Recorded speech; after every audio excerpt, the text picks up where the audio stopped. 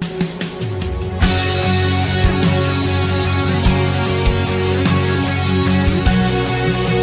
continuación, desde el altar de nuestra iglesia evangélica, Cristo Salva, de calle Salta 433, presentamos. Eres nuestra roca, nuestra fortaleza, nuestra esperanza.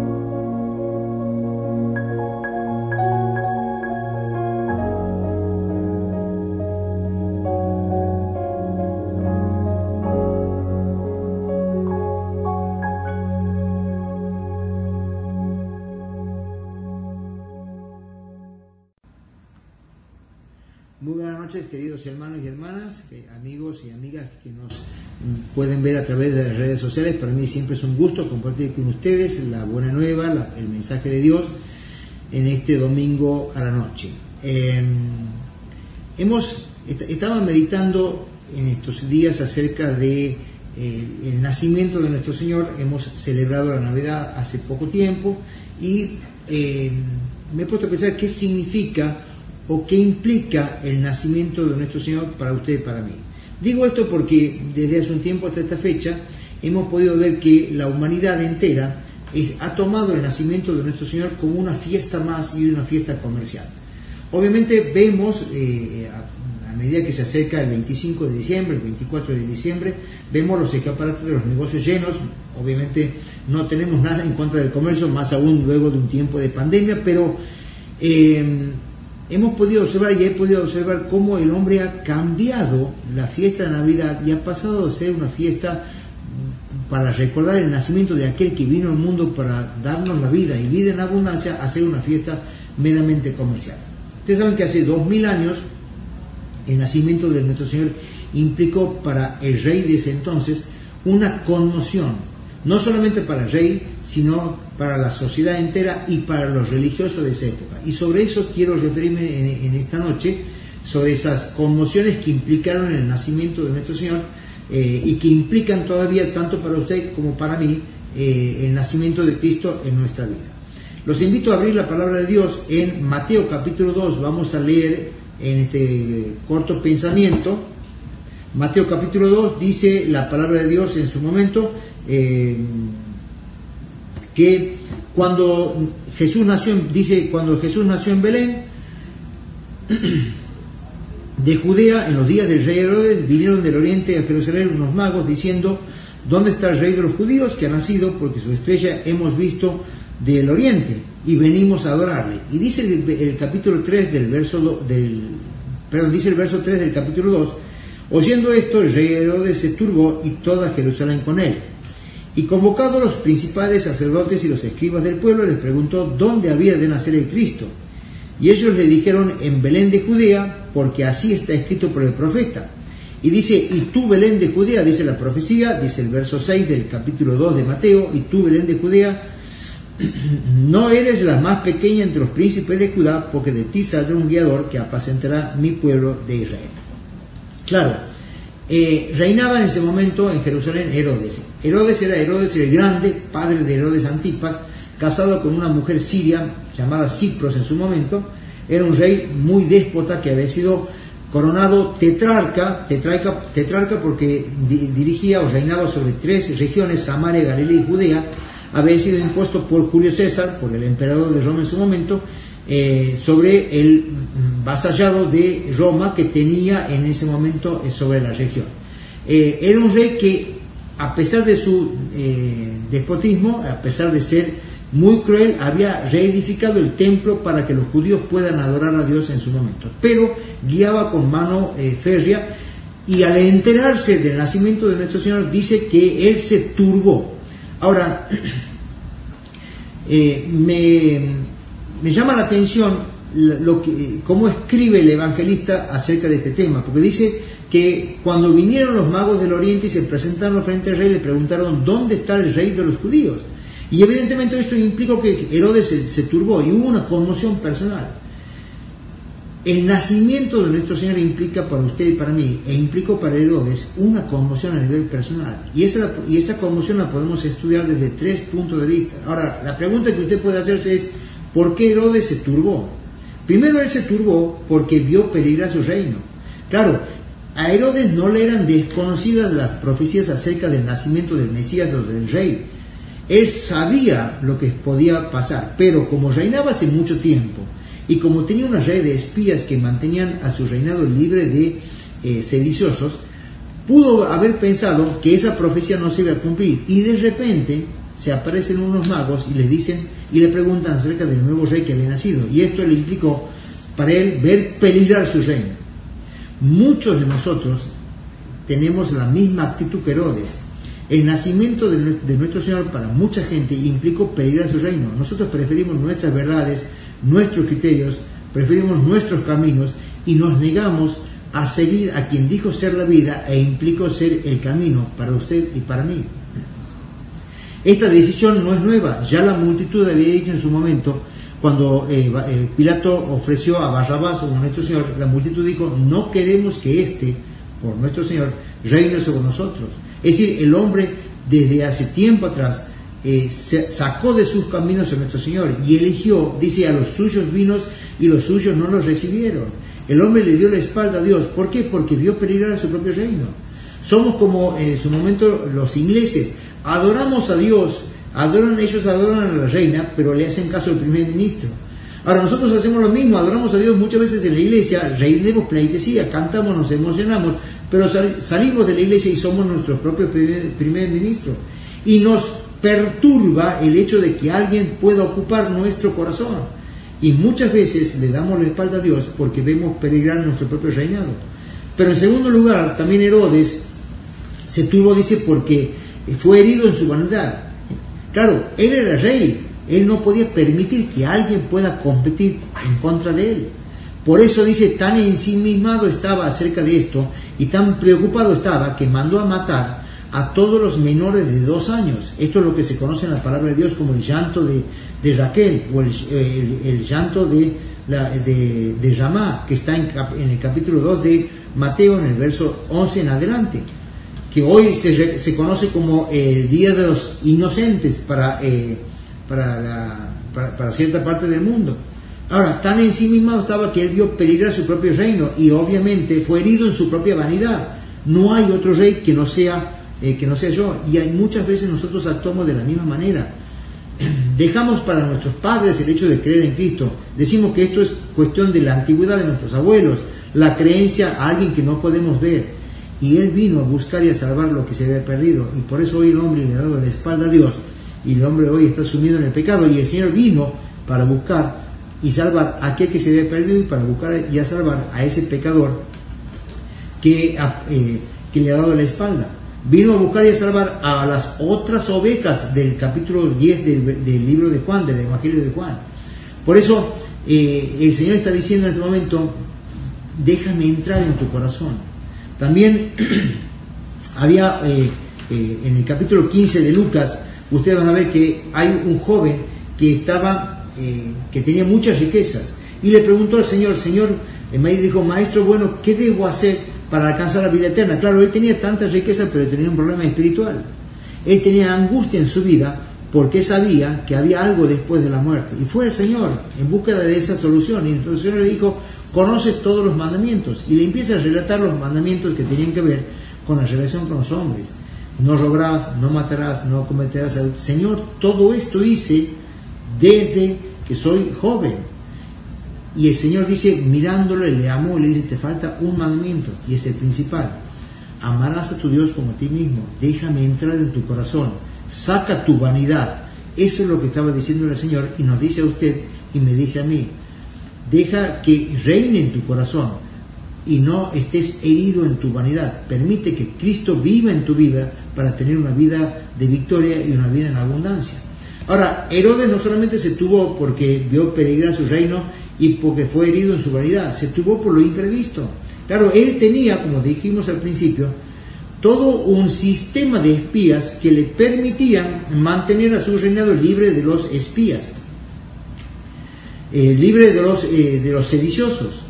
Y evidentemente le informaban todo movimiento que podía en su momento poner en peligro de su reino. Ahora, esto que había, el nacimiento de nuestro Señor fue algo imprevisto para él.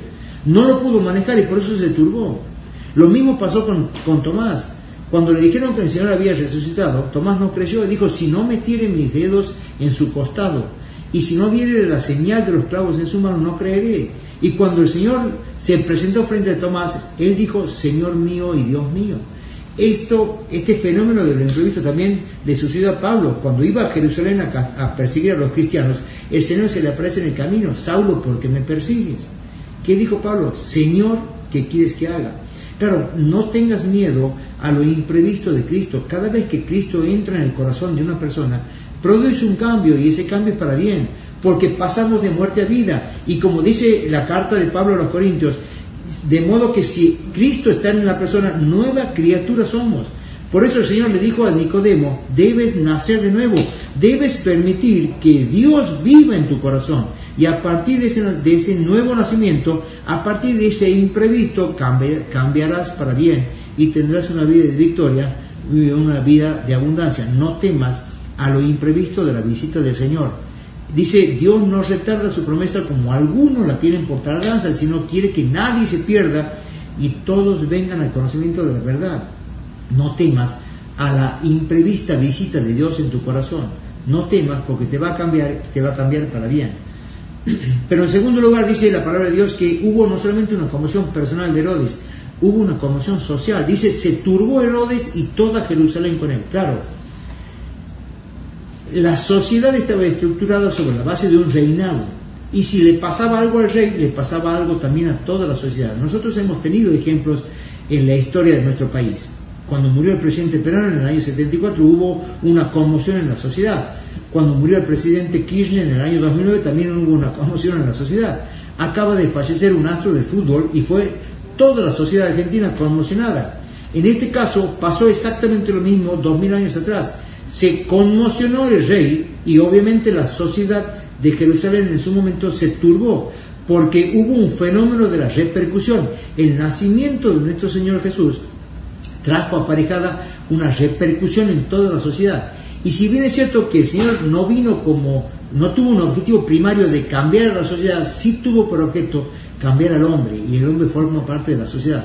Por eso, el nacimiento de nuestro Señor repercute en nuestra vida y repercute en la sociedad, porque usted y yo formamos parte de la sociedad. Cristo dijo, id y haced discípulos, sobre la base de los mandamientos que os doy.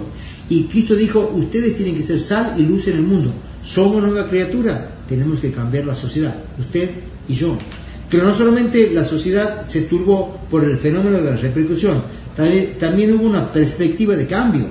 Cada vez que un rey nacía, los judíos ponían su esperanza en ese rey. Lea la historia de los reyes de Israel y se va a dar cuenta de que todos los judíos esperaban que el rey venga y cambie la sociedad. Y fueron decepcionados en su mayoría. La mayoría de los reyes hicieron lo malo frente a los ojos de Dios. Por eso el nacimiento de este nuevo niño, de este nuevo rey, traía en ellos la esperanza de un cambio. Y Cristo cambia tu vida y cambia la mía. Él cambió la vida de todos aquellos que entraron en su conocimiento. Cambió la vida del paralítico de Betesda, cambió la vida de la mujer en el pozo de Jacob, cambió la vida del ciego, cambió la vida del paralítico, cambió la vida de los leprosos, cambió la vida del hijo de la viuda de Naín que estaba muerto, de la hija de Jairo, cambió la vida del ladrón de la cruz cuando le dijo, acuérdate de mí cuando estés en tu reino. Y nuestro Señor le dijo, de cierto te digo que hoy estarás conmigo en el reino de Dios, hoy estarás conmigo.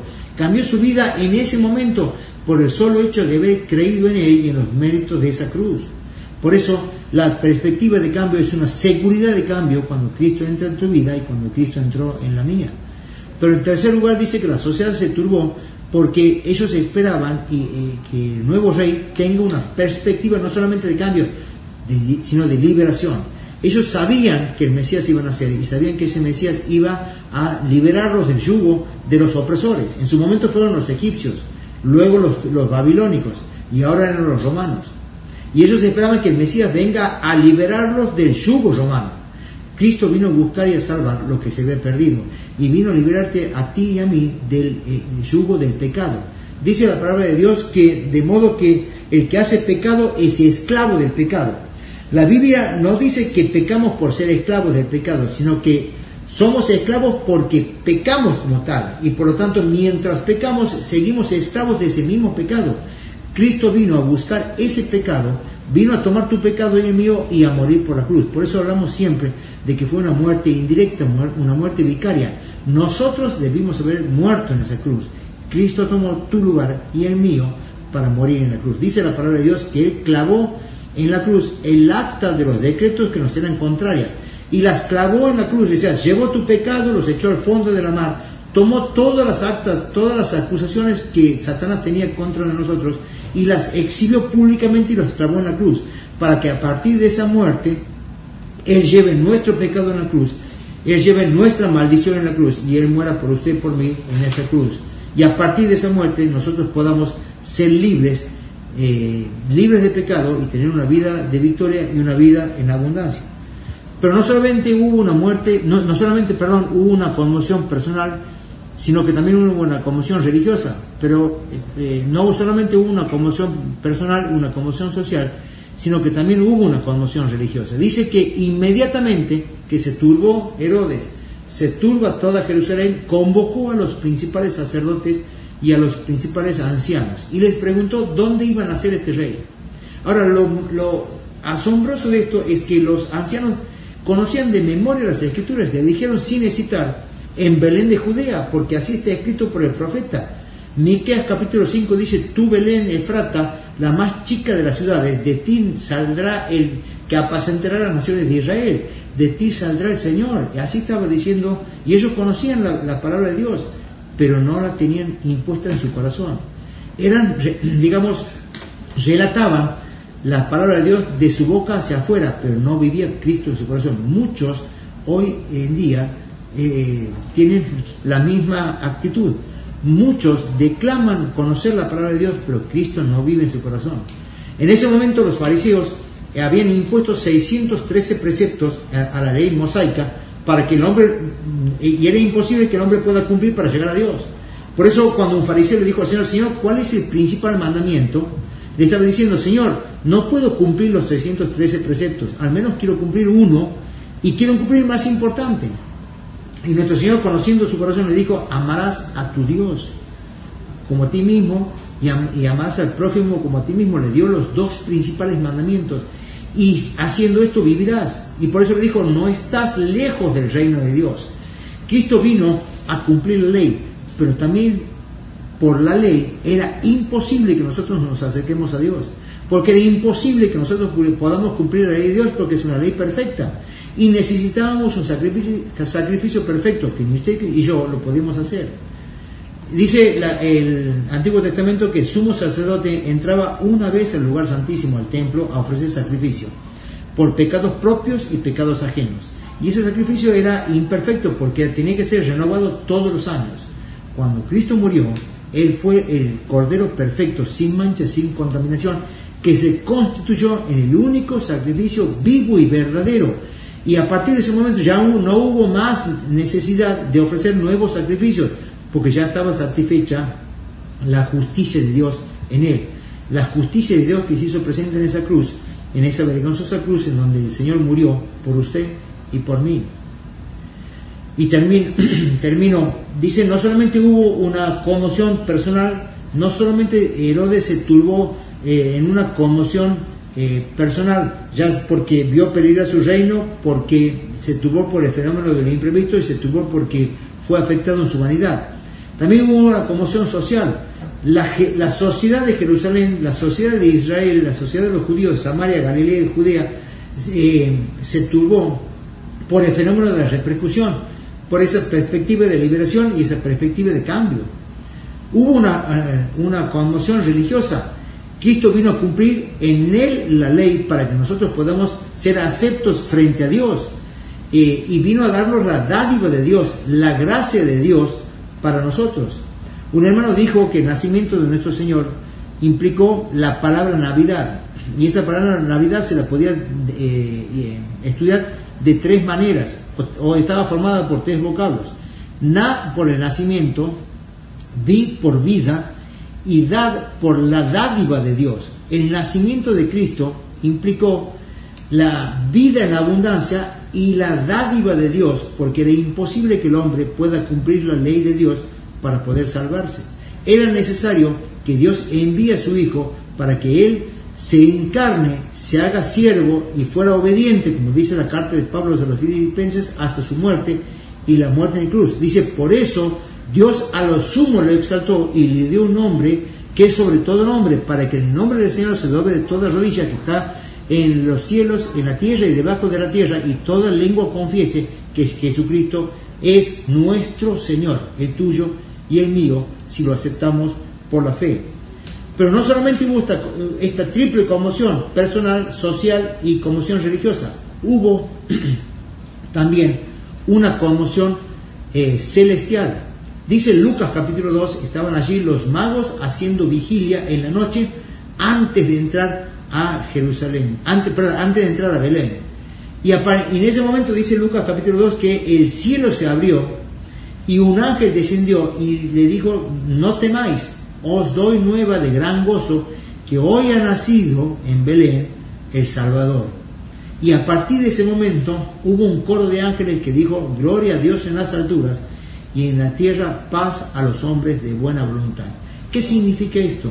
Que los cielos se conmovieron también por el nacimiento de nuestro Señor. Dios volvía a hablar al hombre después de haber cortado su comunicación cuando el hombre pecó en el huerto del Edén. Cuando el hombre pecó en el huerto del Edén y fue expulsado por Dios, y a pesar de toda la historia del pueblo judío, a pesar de ser trasladado a la tierra prometida, el hombre le dio la espalda a Dios. Y dice que Dios en Cristo estaba reconciliándose consigo al mundo, no tomando en cuenta sus pecados. Es decir, a partir del nacimiento de nuestro Señor, Dios volvía a hablar al hombre y Dios volvía a tener comunicación con el hombre. Por eso dice, Dios no retarda su promesa como algunos la tienen por tardanza, sino quiere que ninguno se pierda y todos vengan al conocimiento de la verdad. ¿Cómo? A través de la fe, a través de adoptar y aprender, siempre digo, con H intermedia, en nuestro corazón, el nacimiento de nuestro Señor. Dios volvió a hablar en el mundo con el nacimiento de nuestro Señor. Por eso, el nacimiento de Cristo implicó una conmoción hace 2000 años para un rey que reinaba los destinos de Israel en su momento. Un rey que era déspota. Pero la pregunta es, ¿implica la conmoción personal? ¿Implica la conmoción social? ¿Implica una conmoción religiosa y sobre todo una conmoción espiritual para usted? ¿Implica como implicó en su momento a Herodes? Cristo vino al mundo para cambiar tu vida y para cambiar la mía. Él vino a buscar y a salvar aquello que se había perdido. Dice Juan capítulo 10, yo tengo otras ovejas. Él dice, Juan 1, a los suyos vino y los suyos, las ovejas de Israel, no los recibieron. Pero dice, a todos los que los recibieron, a todos los que creyeron en él, le dio la potestad de ser hechos hijos de Dios. Dice, yo tengo otras ovejas. Esas otras ovejas somos usted y yo, los gentiles, aquellos que hemos creído por fe en los méritos del Salvador Jesús, que vino a este mundo para morir en la cruz. La pregunta en esta noche, y con esto termino, ¿qué implica para usted el nacimiento de nuestro Señor? ¿Es simplemente una fecha en el calendario? ¿Es simplemente una fecha comercial? ¿Es simplemente apurarse para comprar, para consumir? ¿O implica una verdadera conmoción espiritual como en su momento implicó para un rey en ese momento en Jerusalén? ¿Implica para usted una conmoción? ¿Te sacude hasta tus entrañas el nacimiento de nuestro Señor? El nacimiento de nuestro Señor trajo vida y vida en abundancia para todos aquellos que en Él han creído. Y como siempre decimos, sin Belén no pudo haber habido Jerusalén. Él vino, nació en Belén, en un pesebre, porque dice no había lugar para Él en el mesón, desandó 33 años su camino y murió en una cruz por usted y por mí. ¿Crees en ese nacimiento? ¿Crees en el suficiente Salvador que es nuestro Señor Jesús? ¿Crees en el sacrificio vicario, ese sacrificio que Él tomó tus pecados y los míos para morir en esa cruz? Si así lo haces, nuestro Señor te da su dádiva, que es vida y vida en abundancia. Que tengan un bendecido año 2021. Conforme a la voluntad de nuestro Señor, nos volveremos a ver, si Dios quiere, Dios mediante, en una nueva entrega. Muchas bendiciones para todos ustedes y muy buenas noches para todos. Este programa fue una presentación de Iglesia Evangélica Cristo Salva, en la calle Salta 433, capital de Santiago del Estero. Tú eres mi canción, tú escuchas mi clamor, y si tinieblas hay, tú resplandecerás. ¿De quién temer?